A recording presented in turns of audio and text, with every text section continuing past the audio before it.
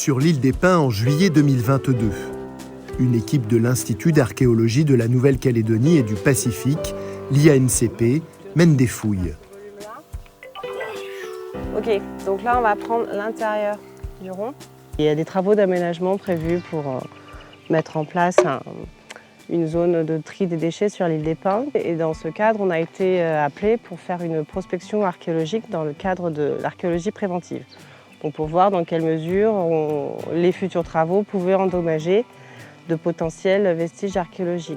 On est venu prospecter sur la zone de reprise du projet. On a découvert ce fameux tumulus. Alors le tumulus est effectivement un monticule de terre, mais dans lequel il y a également des blocs de pierre, souvent aménagés. Et on l'associe partout ailleurs à une sépulture en fait. Donc ce serait des aménagements dans le cadre de rites funéraires.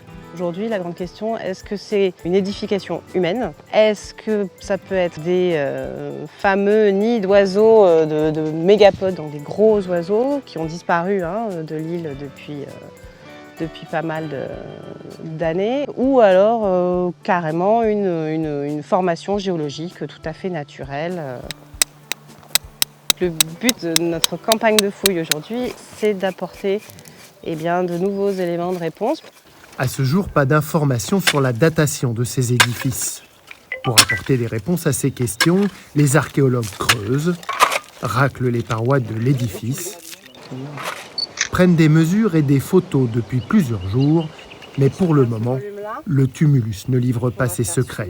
Là où ça devient dur, c'est de ne pas comprendre une structure qu'on fouille. C'est dur, mais c'est en même temps passionnant. Donc voilà, comme je dis toujours, l'archéologie, c'est un métier qui est passionnant, mais il faut être patient. Les tumuli identifiés jusqu'ici présentent souvent une colonne centrale faite de chaux. Une matière qui pourrait laisser penser qu'il s'agit d'une fabrication humaine. Ici, l'IANCP dispose pour la première fois d'un édifice non endommagé. Une opportunité pour essayer de résoudre le mystère des tumuli.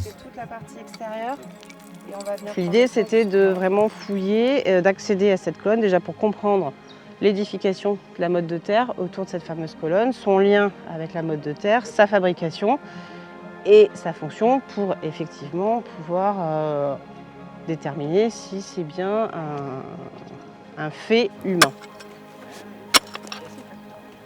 Les archéologues vont donc investiguer la structure pour trouver des réponses. Un travail de longue haleine. Peut-être qu'on a simplement cette structure circulaire et concave au sommet et pas de colonne. Donc c'est la poursuite de la fouille qui nous permettra de savoir si on est effectivement dans la typologie habituelle vue ailleurs sur les autres tumuli qui ont été fouillés ou si on est dans quelque chose de complètement différent.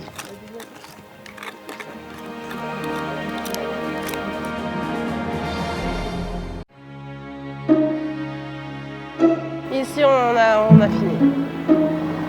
On va refaire des photos, tu vois, globales, avec et sans la mire, et puis après on va aller entamer les sondages. Cela fait près de 10 jours que l'équipe de l'IANCP fouille le tumulus. Les archéologues ont dégagé tout le pourtour de l'édifice pour essayer de mettre au jour la fameuse colonne. Au terme de cette campagne de fouilles, on ne peut plus appeler ça véritablement une colonne au sens académique du terme, tel qu'on pourrait l'imaginer.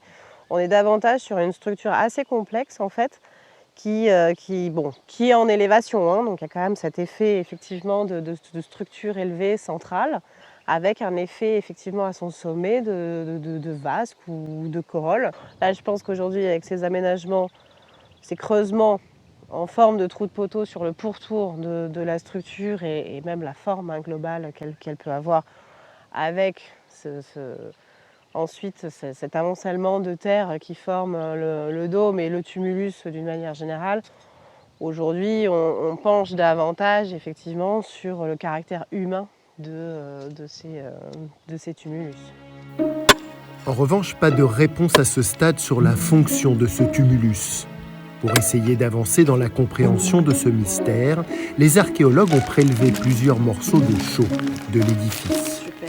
On aimerait potentiellement qu'il y ait des traces des résidus osseux humains. Ça, là, pour le coup, ça permettrait de clairement attribuer ce type de structure à des pratiques funéraires, ce qu'on soupçonne mais qu'on n'a jamais pu déterminer clairement. Donc voilà, on va questionner ça et voir ce que ça va nous apporter comme élément supplémentaire. C'est une enquête en quelque sorte. Une enquête historique, si on peut dire ça comme ça. Mais oui, on est toujours en train d'enquêter, entre guillemets, et d'essayer d'apporter des réponses. C'est un métier qui participe complètement à la compréhension de l'histoire de la Nouvelle-Calédonie, du Pacifique et plus largement l'histoire d'une manière générale.